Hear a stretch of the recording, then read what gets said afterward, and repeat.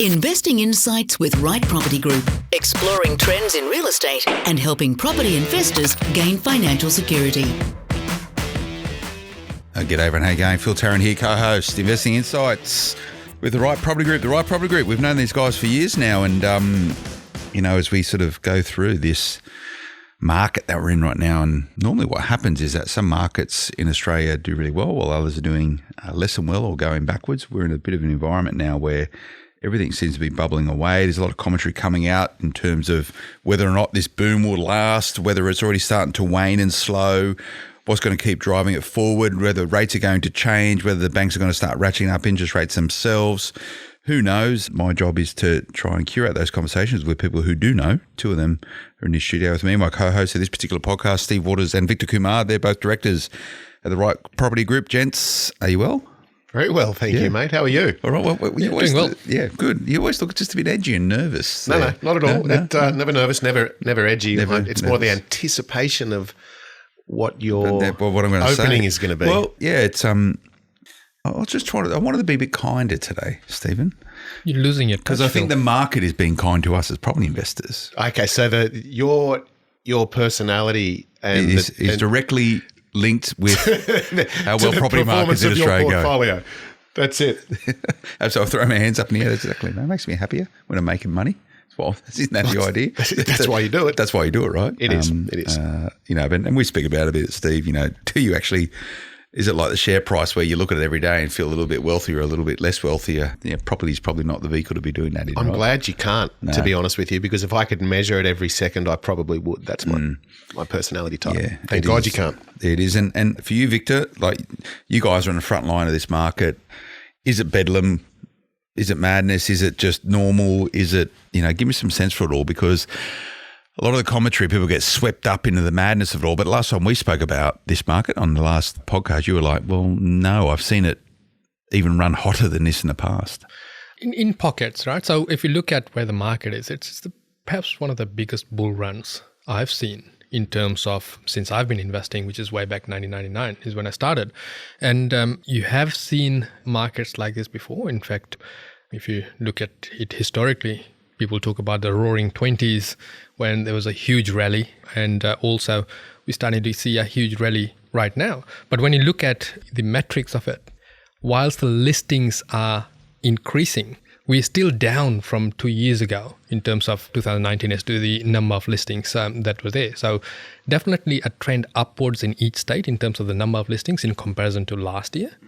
But we're still way behind overall in the number of listings, and equally importantly, the number of people that are looking to jump into the market, low interest rates, more savings, perhaps the recalibration of their outlook of life has certainly put a lot more people in the market to buy property. And so hence there's a little bit of an imbalance at the moment. There is, and this is the supply and demand equation, and these things always recalibrate, and it's either... You don't often get it where it's exactly correct. It's either normally a seller's market or a buyer's market. At the moment, it's a seller's market because there's more buyers than sellers. That equilibrium will change. But I've been thinking sort of over the last month or so, just to give some sense for this market and the dynamics of this market. And we say market, it's a bit of a catch-all for the property market right now and the dynamics of it. To my experience as a property investor, and I'd say this is probably one cycle for me because I started investing in sort of 2011, 2012. So coming up to a decade in the game. So I've seen sort of one market. So when I entered the market, it was similar to this market. It was running on the back of the GFC, and it's this sort of bull run in property.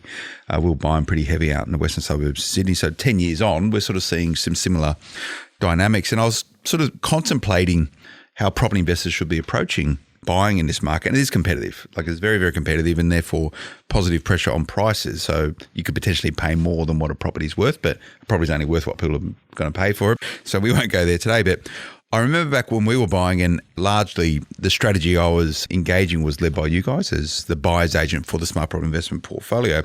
And we were trying to find, or we were trying to locate assets which were either under market value for some reason, or that view of market under market value was that we could manufacture equity into it to actually lift its capital price. So rather than just being a passenger and buying well and waiting for just the organic capital growth that happened, we actually got in there and actually manipulated that growth. So I was contemplating whether or not that same strategy or those tactics around that strategy are as relevant today as they were a decade ago. So, what I wanted to focus on today was manufacturing equity in a rising market. Is it a strategy that's relevant today? And how do you go about doing it, Steve? Thoughts, top line? Look, top line is it depends. It depends on your own bandwidth. Have you got the capital? Have you got the headspace to actually do it? And whether you're a passive investor. Now, I don't mean as in passive income. I mean the investor type that is just happy to sit back and let the market do its things over many decades, and albeit organic. Whereas the invested investor is more about, well, how can I get my hands dirty? I want to be involved with each of the components of my portfolio on an ongoing basis. And one component of that may be renovation. Whether this is the market to do it or not is another question. At the moment, the market is buoyant enough for you to ask yourself the question, well, the market's moving quick enough for me to just sit back and let it do it. Is the juice worth the squeeze, right? Is the juice worth the squeeze? But that's what it is. Is it worth doing it? Look, personally, I love it. And for the most, I'll always try and find something that I can not just be reliant upon organic growth. I want to manufacture. But the manufacture may not be immediately. So it's about controlling the opportunity, whether that be zoning, multiple streams of income, a renovation in the next 12 to 24 months, or whatever it may be. I like to have the options, especially in a market where it's near impossible to buy under market value, like realistically under market value. And I know there are people out there saying, look, I bought this under market value and I bought that under market value. But I'd challenge that because it's worth what someone is willing to pay for it. And I'm happy you brought that up because, to my earlier point when we were a decade ago sort of putting our base portfolio in place with you guys, the idea was to identify, find, negotiate and buy under market value properties. Now, Victor, the point being whatever you pay for a property is what it's worth and therefore it's not under market value. You see a lot of people out there, buyers agents and property investors who go direct, who just try and find under market value properties. I don't know if they exist. It's what the property is worth to you in your portfolio. That's what you need to be looking at it as. And just echoing Steve in terms of renovations and subdivisions and so forth. A lot of people try and get their hands dirty way too early. And therefore, you need to look at two things, right? The opportunity cost, if you're starting to take a run in terms of renovations or subdivisions straight away once you bought the property. How long are you out of the market? How much time are you spending on it? And equally importantly, would it be better, as you said, Steve, that if you postponed your renovation, let the market do what it does, and then give it that boost afterwards to go even further, right? So you've got then the best of both worlds. Now, obviously, you don't want to be holding a property that's going to be having safety issues and all that. But a lot of times when people buy properties, they displace the tenant and they start doing renovations straight away in a hot market. It may be more financially sound to leave the tenant as is, wait for the equity to build up in the property and then come back and do the renovation or the subdivision so that it becomes a standalone project within the entire portfolio without unnecessarily impacting on other properties' equity. So it's more about the timing of the market as well, and the circumstances to you personally. So if you're only going into it with a limited amount of capital and you need to recycle that capital, as an example, well, you might need to give the property some love to accentuate its value and then sort of turn it around and go again. Or it may be a moment in time where you choose to do the renovation when the market is slower, because that way you can amplify its equity position while you've got time on your side. Because trying to do a renovation now, you're going to be up against every other person and every other tradesman in the midst of a building boom. And you're paying a premium. And paying a premium for it. So it's more about controlling the opportunity, in my mind, unless it's extreme left, where it is pure value and you need to do the work now. But also on the narrative around under market value, maybe a better way to explain the term is accentuating the value in that property. That's where the upside is, as opposed to being under market value, because it is worth what someone's willing to pay on that day. So the goal is identifying where the opportunity is, and hopefully other people can't see it. And that's a really important point, and let's sort of unpack that. So you guys are talking about controlling an asset that has upside potential and timing when you actually realise that, and timing's got to be based on a myriad factors, right? But what we're talking about is essentially the arbitrage on your money to actually get a positive uplift in its capital value. So really simple numbers. If you bought a house for $100,000 and you spent $10,000 on a renovation, you'd be lifting it up to not $110,000 in valuation, you're talking $140,000 in valuation in very, very simple numbers. So it's about the utility of the money you spent on the renovation to get a multiple uplift in a capital value. But timing that is absolutely critical. And often, I imagine a lot of properties just don't have that innate ability to deliver that type of thing. It's a good point, but also not even just from a capital point of view, but what about from a cash flow point of view as well? And I think understanding what the renovation's result is, what it means to you, what you want from it, will also direct you on the type of renovation and maybe even the type of property that you choose to begin with. Yeah. Where people go wrong is that they'll do a renovation and just ineptly think that it'll increase value and cash flow, and it's just not the case. So you really want to be doing those numbers backwards to see what your return on investment is. In other words, that extra capital that you're going to be utilising to do the renovation. So you need to look at renovating to the market rather than renovating from your heart, right? This is where most people get caught up, is they see themselves living in there, or they want to put their flair on that renovation, and therefore end up overspending, or perhaps doing the wrong type of renovation for the result thereafter. Because if you're doing a renovation to increase the capital, it might be a bit different to a renovation to increase the rent or getting a better quality tenant in that sense. So the renovation type that I carry out in Kirribilli is going to be different from that in Hobart. Absolutely. So you need to be outcome orientated, and that needs to be determining and dictating your decision making. And I guess there's three outcomes, Vic, that you can aspire towards. One is a capital value uplift. The other one is an uplift in the yield, so the rentability of the product and therefore cash flow. Or the third outcome would be you get both of them. Mm-hmm. So when you're considering a property with view to helping it realise its full potential from a capital value yield point of view, where do you start? And we talk about working backwards from there. How do you make the determination of whether or not it's a good idea? Well, first of all, you've got to determine whether that is the type of property you need to buy to fit into your portfolio, right? Just because we're talking about renovation doesn't mean that we all rush out to buy a renovation potential type property. If you're just starting your journey, maybe you need to buy something a little bit more sedate, something that's set and forget in a good fundamental area where there is good growth projection and there is consistency of tenancy and there's the liquidity in the market. In other words, if your appetite changes or if your circumstances change, you can offload the property without losing money. Maybe your skill set as well. If you're a chippy or a carpenter or a builder, that play to your strengths. Yeah. So you get arbitrage on your time then, right? Technically, depending on how much you value your time. True. But if it's you, well, actually, I was going to say you wouldn't take on a renovation, but my mind goes back to the Mr. Renovator, Cambridge Park. Is that still up on the website? Yeah, it would be. Yeah, and so people should go back and maybe watch that. Yeah, that was good fun. So it's Cambridge Park. It was an auction house that was uninhabitable, according to the valuer. Well, when we bought it, we thought we could probably move someone into it, but I think the bank thought otherwise. I disagree. Yeah.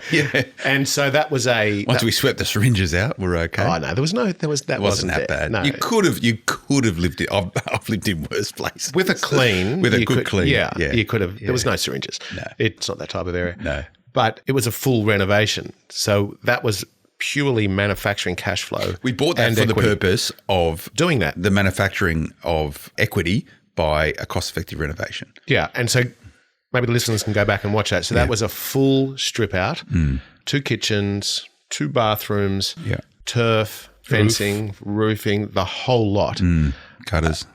And it's instantly changed, clearly, the curb appeal of the property, rented immediately. Its uplift in value was immediate as well. Yeah. That was a great example of the sole purpose of this investment is to create equity/capital and cash flow, and there it was. Yeah, so let's unpack that a little bit more. We were able to buy that property because you're in a position to buy that, right? So you're not a first-time investor, and you had the capital position to counteract the bank's reluctance to lend you the full money. And therefore, you had to put in a higher deposit into that property. That's right. To grab that opportunity. But it was worth what it was at that time. And we amplified the value of that by doing the full renovation. Well, it was worth what 4 people at the auction were willing to pay for it. Yeah, well, we bought it just before Christmas, I think. And so that was good timing. Yeah, someone kept pushing up by $1,000. Remember me and you looking at each other and go, It was. Yeah. 236 grand, I think we paid by memory for it. Today it'd have to be nearly 800,000. Yeah. And it was a fair bit of work to do. Like you had to look for the beauty in this particular asset. And there's a mindset thing, right, as well for good renovators, Victor. You've got to actually be able to visualize the outcome and work backwards from that. And a lot of people can't see it. Look, you need to be able to look at the end product, right, in your mind and be able to map out the process without getting caught up in, how am I going to do this? So if I come back to one of my properties that I missed out on in my very early journey, an agent had taken me to a 3-bedroom villa, and if you touch the wall, your hand came away with the cigarette tar, and this carpet was putrid. So it was the old plush pile carpet with, if you can imagine, the cigarette smoke in it. Yeah. And it was going for a song back then. It was $70,000. Right now, I'm talking your early 2000s, actually 2000 itself. And the agent said, no, you know what, just buy it. I'll arrange the painter. You just need $3,000 to replace the carpet. This will be fine. The whole night I agonized over how am I going to change the carpet? How am I going to paint the wall? As if I'm doing the work, right? No. The expertise can be outsourced. That's one of the things I learned. Suffice to say that there was someone else who came in with a more assertive offer and immediate purchase. So I lost that opportunity, but I didn't lose the lesson in terms of you don't agonize over the nitty-gritty because you can outsource that. Some people, to be fair, though, it's just not within... Not their psyche. It's just not... They just don't have the bandwidth, nor do they want it. Yeah. And I get that. And we're not saying that every property should have upside in terms of renovation. It's just for those that can, well, potentially you should, if the market allows you to do so. So coming back to one of the earlier points, today you could probably sell a house that's in poor condition that needs a renovation for almost as much as something that is in good condition, because it is the flavour of the month. And in fact, I saw a media article the other day, not one of yours, that... So it was good then, was it? It was probably factual. That first homeowners now are starting to look for the renovators because that's where their affordability sort of metric is. But it's a false illusion. It's not that it's there. The challenge that the first homeowners have is that they've got limited, generally speaking, limited capital to utilise to begin with.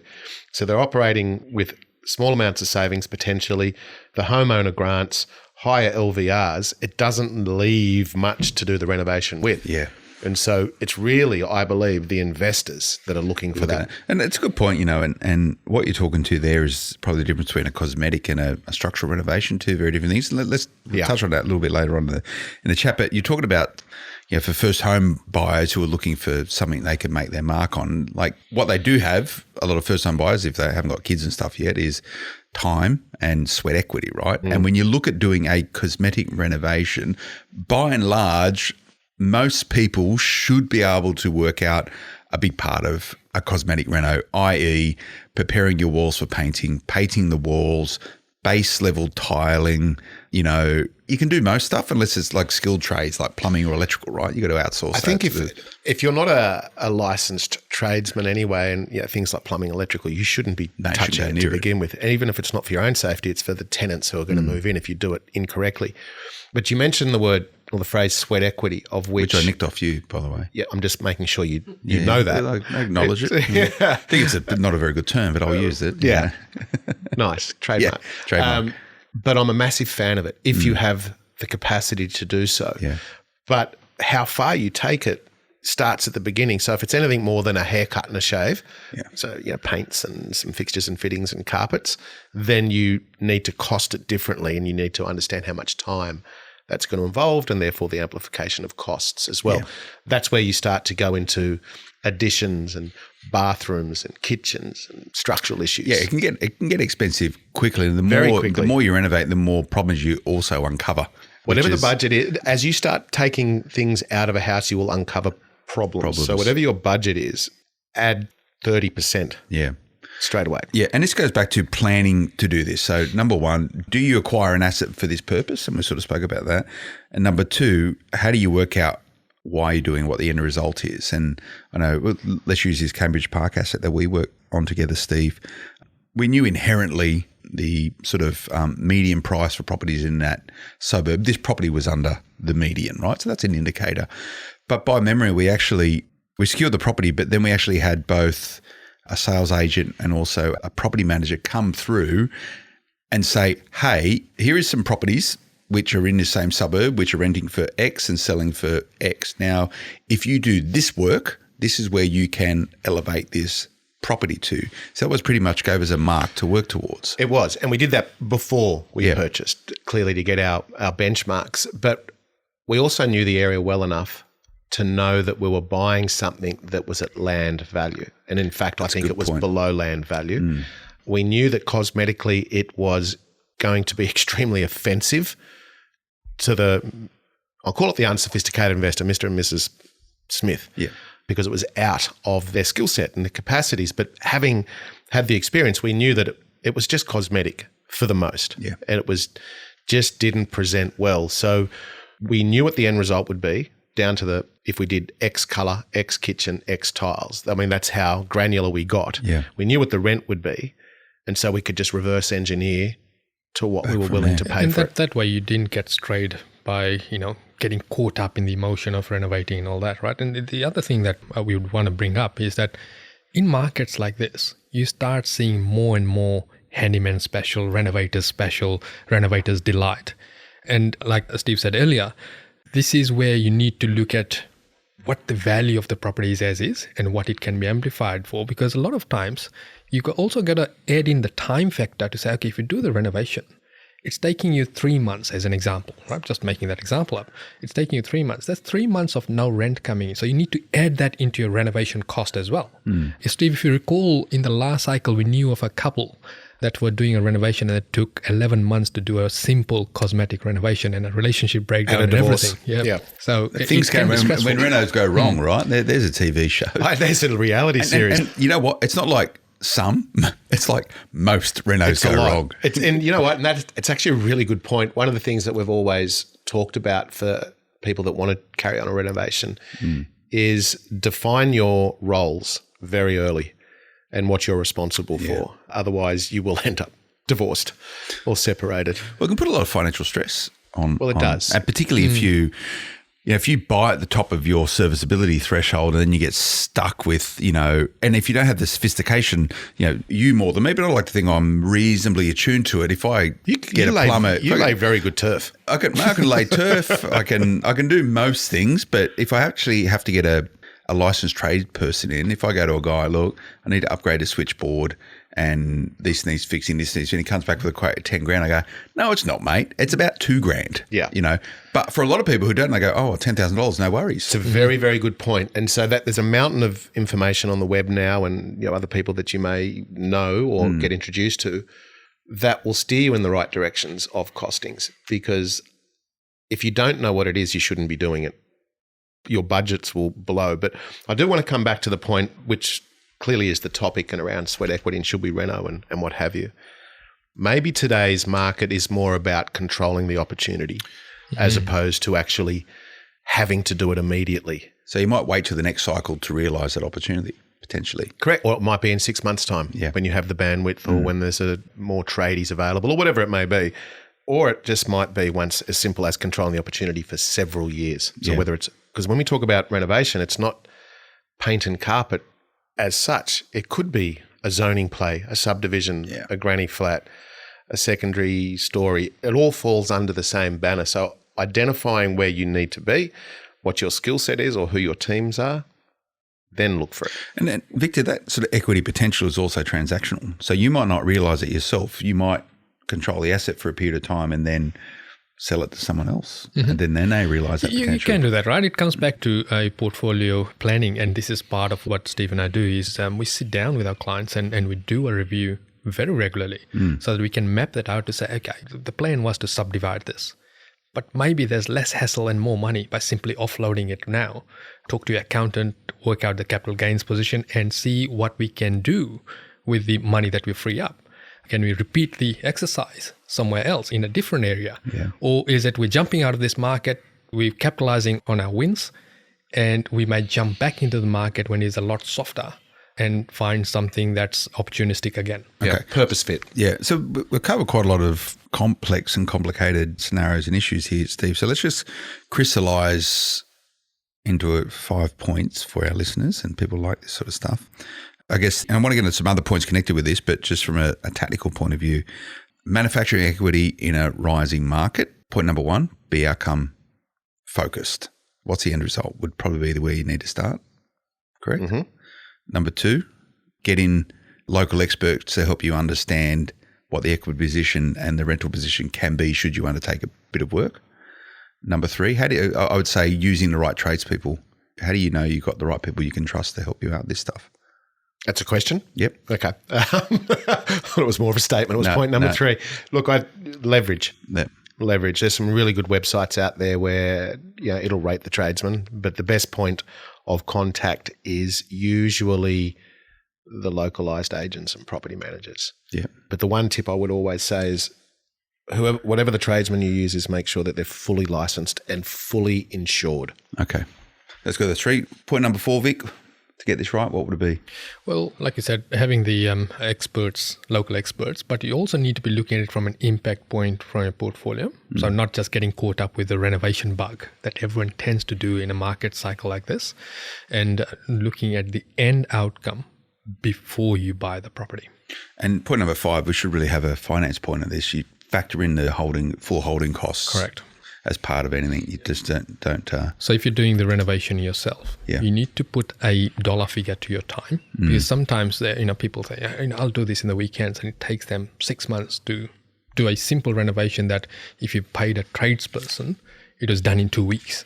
Yeah. And there is a time factor, a convenience factor, and also an opportunity factor when you do something like that.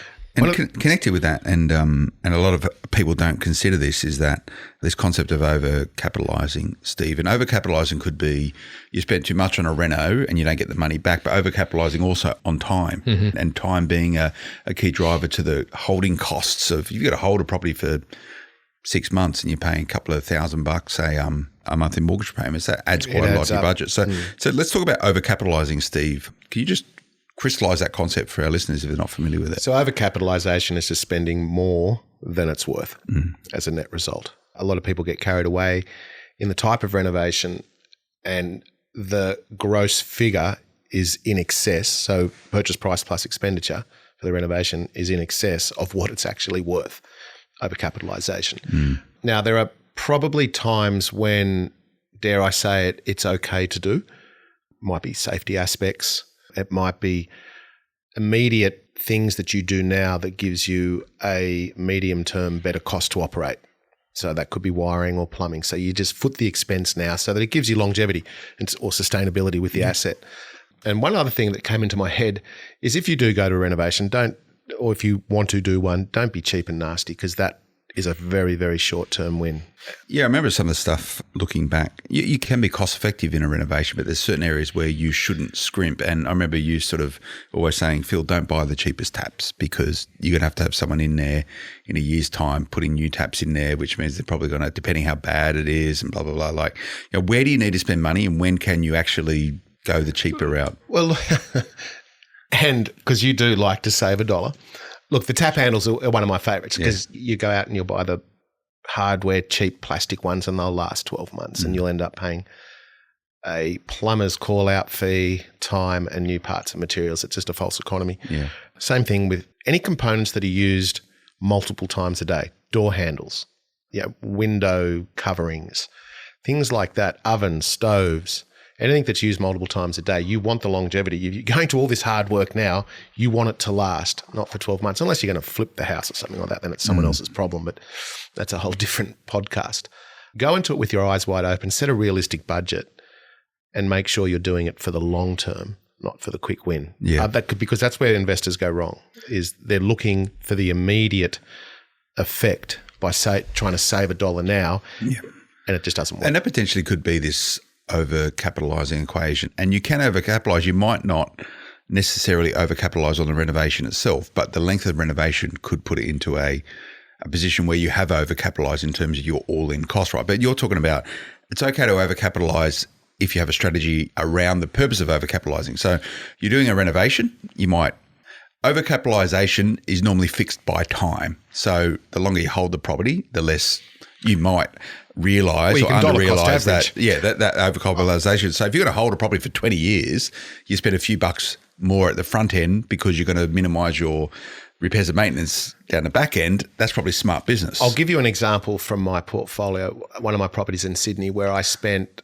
I think it was $65,000 on this particular property that you struggle to see, well, where is the $65,000? But it's a development site and all that $65,000 is in the ground. It's all the services and the drainage and civil works ready for the next 10 years. Yes. So, and because while I had all the machinery there and all the assets there, I got it done so that I didn't have to do it in the years to come and start from scratch again. It's a sunk, literally, capital cost. Pay it forward.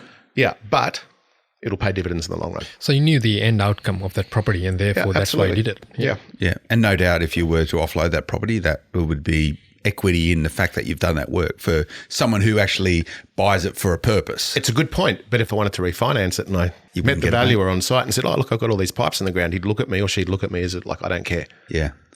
And I'm happy you spoke about valuer, Steve. I've just scribbled it down and said the valuation timing gap, Vic. So in a rising market, we're in a rising market right now, and you look at valuations, there's a whole bunch of things already around valuations, particularly when it comes to mortgages where people are purchasing properties for X and the banks are coming in saying, no, there's not actually worth that much. So there's a timing gap between… It's a disconnect between what you pay and what the bank deems the value of that property right now. The same thing happens when you undertake a renovation. So if you buy a property and 6 months later, put it back to the bank and say, hey, I want to get this property revalued, it's probably worth $150,000 more. A lot of time they're going to go, no, it's not. It can't go up that fast in 6 months. I think the more important point there is your finance needs to be fit for purpose, right? So if you're planning to go back and revalue your property much sooner than the 6 months, you want to extract your equity back out again, the first thing you need to check is whether your financier will actually allow you to do that. Because there are a lot of finances there that might not entertain you coming back within 6 months or 12 months to stamp up your mortgage. Or you'd keep it variable at the very least. Yeah. A lot of people go fixed and then go, I've got to pay fixed cost breaks. It's often you need to go to another lender. Well, even if you don't, do that. the bank has got you. They don't have to work very hard to keep your business. In fact, you have to pay to go elsewhere, i.e. break costs. And we've seen it in the past where Bank A will come in on a Monday and we will not be happy with the valuation. And in my mind is one of your properties, Phil. And then on Wednesday, there was circa, I think it was 20% difference. Yeah. Because it's up to the individual. Beauty's in the eye of the beholder, so they say, and valuers are no different. On the valuation thing and coming back around finance, the finance is actually just as important as Vic said in the beginning when you're taking on a renovation project so that you actually know what flexibility you have, product, rate. Well, how do you fund the reno is probably where you start, right? Do you have cash for it? Yeah, or don't be caught out with the half renovation because it'll be people like us. That do you get a line of credit at the point of buying and then with a purpose to refinance the whole lot? Yeah. So if you look at it from a holistic point of view, right, it starts from obviously the plan and how does it fit into the portfolio. That's where you come and sit down with either myself or Steve and we plan as to what's the best fit for the portfolio or if it's a startup portfolio. Then we need to look at what's your finance capability, not what the bank's willing to lend. What's your red line in terms of cash flow? Yeah. Right? Is this the right property to buy then? Yeah. Sometimes the strategy is dictated by the finance and sometimes the strategy will be the finance outcome. Yeah. And then you need to look at the capital position as well. How much capital have you got? All good to buy a renovator. If you haven't got then the money to unfold it, it's sitting there costing you money and you're not able to do anything about it. So you look at capital, cash flow, you're looking at the plan within the portfolio of what you're trying to do. Are we postponing the renovation? Are we postponing the subdivision? Or are we actually bringing it forward because we want to manufacture our capital position, amplify our capital position so that we can go a bit harder in terms of further purchases or counteract our lack of equity within the portfolio? Then you pull the trigger to do the renovation. There's a lot to consider, and it doesn't end once you've done the renovation, Steve, in terms of, this getting a property revalued for the purpose, Victor, of extracting the equity to use it for some other purpose, or maybe you just want to go on holiday. When I think of that property we're talking about in Cambridge Park, we actually, by memory, got it staged for purpose of the valuation and also for rentability. There was a reason for that, though, because it was in such a short period of time. We're only talking months. Yeah, 3-4 months maybe. Yeah. And while the valuer has all the tools and they can go on and they can see that the property looked like that and now physically it looks like this, and there's clearly a remarkable difference, we're wanting to give ourselves every chance to get the best result. Now, I'm not saying that everybody should stage their property. In fact, we did the same in the 2-bedroom unit as well. That's right. Mount Druitt. Yep. But the valuations is such an important component, especially when you're doing it in a smaller amount of time. So one of the things that we advocate is that you create a pack, just like we did with those particular properties. And what the pack consists of is, firstly, what you think the property is worth, but don't be too ambitious, because you'll just make a fool of yourself and tick the wrong people off. Yep. And you want that supported. So value supported by localised agents' market appraisals on their letterheads, because they're deemed the professionals in that localised area. If you've done a renovation, you want the before and after pictures with potentially a cost to the scope that you've carried out. You clearly want the data that supports it as well. And then you want to make sure that you or your representation meet the value on site. In fact, probably not yourself, but your representation. So whether it be your property manager or whomever, gives the valuer the pack to shortcut not their process, but help them with their work. Now, does it work every time? No. Sometimes the valuer will throw it on the back seat of the car and continue on. And sometimes they actually appreciate what you've done. As long as you're not trying to be too ambitious and saying that your property's worth 1.4 million and then really it's 700,000. Yeah. Because that'll work against you. But you're supplying all the evidence to help support the valuation. Very, very important. It is. And going back to the sort of key point, Victor, manufacturing equity in a rising market. So is this a very common strategy in this market you're seeing right now, or the opportunities for doing this are few and far between? A bit of both, right? So a lot of people do jump onto the bandwagon and get into the renovation style of investing, more so towards the tail end of the run. Okay. Right? Because they're looking at how big and fast the market is, how fast it's moving, and they try and jump in and say, you know what, I'm going to push it even further, right? Or they, you're starting, in which we are starting to see a lot of articles on renovations, a lot of articles on, how I made, 100,000 in this property in 2 months. It brings out those people that aren't coming in with a planned approach. Brings out the speculator. Yeah. So it does happen. Do we do renovations? We do renovations in any market. There are different types of renovations and different types of properties we buy in different markets. In fact, if you go back to one of our, let's call it a year ago, podcasts, when COVID first hit, and I think you might have asked the question, so what's the, generally speaking, where do you see that sweet spot in the market? And back then we said, find the most cosmetically challenged property that you can, because it's the least desirable in a market of flux. Now, I'm not so sure. And I think also, coming back to Vic's point where some people say, look, I made $100,000 in 6 months. I'm going to say 80% of the time that's just the market. Whether you picked up a hammer or a paintbrush or not, it would have achieved as a net result the same thing by doing nothing. Yeah. So don't get caught in the moment and the smoke and mirrors scenario. Control the opportunity. Just don't do a renovate because you want something to do, right? Like if the market is going to do the majority of the heavy lifting for you, do nothing. The area and the asset will always, and the time will always do the majority of the heavy lifting. It's one of the things. Where can you accentuate the growth? Yeah, one of the things that we keep saying is that perhaps the best renovation is the one that you don't, right? Because if you postpone the renovation, you may have a better result. Yeah, yeah, and a lot of people do get caught up in, I'm going to spend this money because I'm going to get a tax break and all that. Speak to your accountant first. Often if you're doing the renovation upfront, it might not actually be classified as repairs. It may be capital cost. Well, and you remember also the tax laws changed back in 17. Okay, I was going to say I'd ask Brad Beer because he'd probably know from BMT. And it'll cost you, Brad. You used to be able to do all scrapping, right? Like you could, you throw out a 20-year-old oven and you go, oh yeah, well, the depreciation, you can't do that no more. No. And I think, look, quite fairly as well. Yeah. Like you can't triple dip along the way because someone's got to pay for it. Someone's got to pay at some point in time. Absolutely. But anyway, it's probably for a different time. We'll get Brad on. He can have a chat around how it all works these days. But that's good, Victor, Steve. Thank you very much. Any more questions around this? People are going, oh, okay, I'm just even more confused now. What's the best way to get in touch with you guys to have a chat about this? Look, you can reach out to us on our socials, on our Facebook page, or go onto our website, and there's an inquiry button.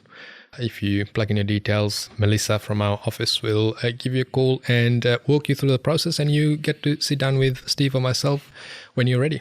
And how hard is it to actually get time with you guys at the moment? I imagine your calendars are pretty full. Steve?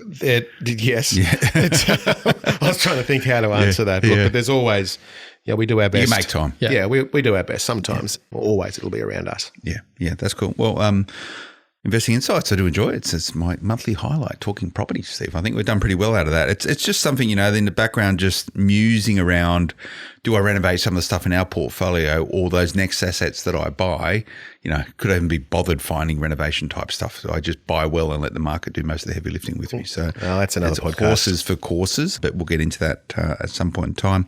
Remember, questions at rightpropertygroup.com.au. You can just go to rightpropertygroup.com.au. How's your lives going? I see you guys there every second Tuesday by memory now, isn't it? Yeah, no, every second Thursday. So we've got one coming up this Thursday. Thursday. And that's on Facebook, right? Yeah, it's Facebook. So you should join into those. It's, we just talk about whatever's trending at the moment or whatever comes to our head, really. We wing it a little bit, but it's good interaction as well because people get to ask a lot of the questions that perhaps, every other day they'd email in and we may not get back to them immediately. But it's good. Everybody learns, and that's the main thing. That's the idea. And the best investors I know, Steve, are those who are always learning and challenging their ideas. I hope you enjoy that, everyone. That's Investing Insights with the Right Property Group. We'll see you again next time. Until then, bye-bye. The information featured in this podcast is general in nature, does not take into consideration your financial situation or individual needs, and should not be relied upon. Before making any investment, insurance, tax, property, or financial planning decision, you should consult a licensed